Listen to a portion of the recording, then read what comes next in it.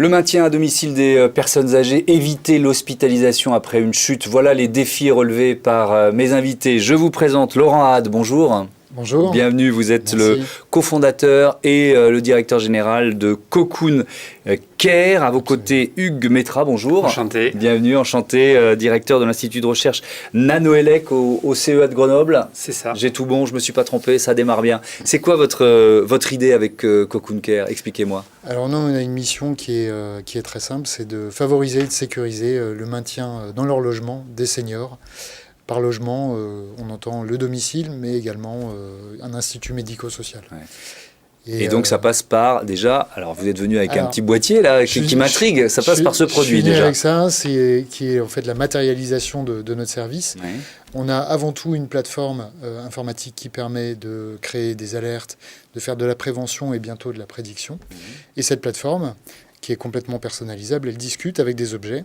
Et le premier objet sur lequel on a été, c'est celui-ci. C'est quoi? Donc celui-ci, c'est un détecteur de chute, un capteur et un détecteur de chute totalement autonome. Pourquoi on est allé sur ce sujet-là? Tout simplement parce que la chute des personnes âgées aujourd'hui, c'est plus de 3 fois le nombre de victimes de la mortalité routière. C'est un chiffre qui n'a pas bougé depuis 20 ans, alors qu'il y a des technologies de plus en plus qui sont ultra performantes.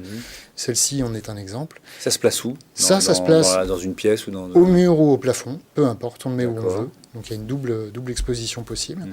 Il en suffit d'un par pièce, d'un dans une maison? Comment ça marche? Il en faut un par pièce. Un par On pièce, en met un par ok. pièce, on en met dans la chambre, on en met dans le couloir, dans la salle de bain, par Ouais. exemple. Et on a une performance et une intelligence embarquée dans le capteur qui permet d'avoir des taux de détection qui sont nettement supérieurs aux taux des technologies historiques qui sont encore massivement développées. Vous l'avez créé quand l'entreprise? Le 28 février 2020, en plein Covid. Ok, donc Voilà. ça fait un peu plus d'un an, on va dire Voilà. 1 an et 3 ou 4 ou 5 mois. Vous en êtes tout de la phase de développement? Et puis je rajoute la question, parce que ça va nous mener à Hugues Métra. Pourquoi vous avez souhaité qu'il soit présent ici aujourd'hui? Alors, la phase de développement, on vient de commencer la commercialisation du D'accord. produit. Donc, il y a 2 mois, on est sorti du bois, Ok. après 1 an de recherche et développement. Et pendant cette période de recherche et développement, on s'est aperçu d'une chose, c'est que les technologies qui étaient sur le marché, qui sont encore massivement diffusées, sont les mêmes depuis 20 ans et n'ont pas les niveaux de performance qu'on serait en droit d'attendre. Ça veut dire qu'elle laisse passer un certain nombre de chutes, quoi. Elle Ça ne veut dire détecte pas vraiment. qu'au mieux, j'aurai une chute sur 2 qui sera détectée, au pire, j'en aurai 30%. D'accord. Donc il n'est pas question d'aller sur ces niveaux-là. Et donc nous, on a besoin de travailler et d'attester d'une certaine performance. Et c'est pour ça qu'on a fait appel et qu'on a la chance de travailler avec l'IRT Nanoelec. Alors ça supposait quoi, Hugues Métra? C'est des tests, tout simplement? Vous avez testé in situ Oui, tout à fait. le boîtier là? Tout à fait. Ça s'appuie en fait sur une infrastructure qui a été mise en place grâce au soutien de l'État dans le cadre du dispositif IRT. Nanoelec a été créé en 2012. IRT, ça veut dire quoi? Les ça instituts de recherche technologique en D'accord, fait, ok. qui sont financés par le PIA1. Ouais. Et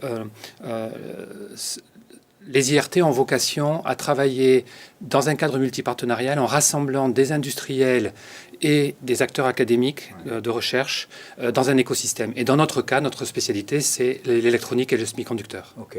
Et donc, quel test vous avez Et fait? donc, dans ce cadre-là, on a mis en place une plateforme qui permet de faire des tests de sécurité de composants et de logiciels embarqués sur ces composants dans le domaine de la santé à domicile, dans le domaine de l'industrie, dans le domaine du transport. Et Cocoon Care a profité de ces moyens qu'on avait mis en place. On a un centre d'essai qui permet de reproduire à l'échelle 1 ce qui se passe dans une chambre d'EHPAD ou dans une maison pour faire des tests en situation réelle, c'est-à-dire avec du mobilier tel qu'on le trouvera chez une personne âgée. D'accord. Et donc, ça veut dire quoi? Ça veut dire qu'il y avait des humains, des testeurs qui rentraient dans la pièce, qui tombaient. Exactement. Alors, on est vraiment dans la situation réelle. On demande à des gens de répéter des chutes. Ouais. On compare des différents types de capteurs pour vérifier que celui qui avait été choisi par Cocoon Care répond réellement en termes de fiabilité par rapport aux solutions existantes. Et en accumulant ces tests, on a petit à petit aussi développé les algorithmes qui permettent de s'assurer qu'on évite, par exemple, de détecter une chute alors qu'il n'y en a pas, ce qui est un des enjeux importants dans le suivi des personnes seniors. Donc ça veut dire qu'il y a une itération, ça a permis d'améliorer le produit, c'est ça? Clairement, et puis en plus ce qui est intéressant avec l'IRT Nanoelec, c'est qu'en plus d'avoir des ingénieurs, on a des scientifiques, et par la plateforme on a eu accès à notamment un docteur en sciences du mouvement qui est quelque part le garant d'un protocole scientifique et rigoureux qui nous permet de dire, tiens, là, il y a un sujet sur lequel il faut qu'on travaille, il faut qu'on s'améliore. Okay. Et donc, on travaille en itération. Alors, ça a duré combien de temps, ces tests, et pour quels résultats? On a démarré en 2015, le projet. Et ça a débouché en fait sur une implémentation d'algorithmes qui permettent maintenant un transfert vers la plateforme logicielle qui exploite les données du capteur développé par Cocoon Care. Oui, donc ça a presque commencé la recherche autour de cette technologie bien avant la création de l'entreprise. C'est ça que je retiens. Tout à fait. Après, il y a un cas d'usage qui s'est développé, qui est celui de la détection chute, mais pas que, puisqu'on a un capteur qui fait aussi de la mesure d'actimétrie, d'activité et de présence au sein du logement. Mais oui, effectivement, il s'agit de capitaliser. Alors je vais revenir à vous, mais question curieuse, vous testez quoi d'autre, quoi? Parce que ça doit être assez dingue comme locaux, quoi. En partenariat avec l'INRIA, on teste des véhicules autonomes. D'accord. Par exemple. Ouais.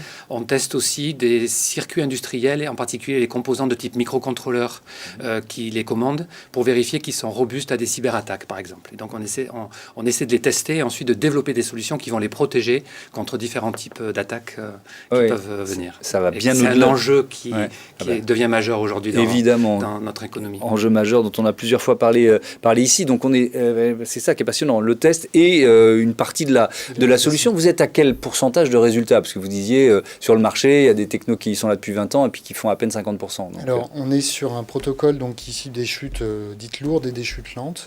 Sur l'ensemble du protocole, on est à plus de 80%. On est à 80,5%.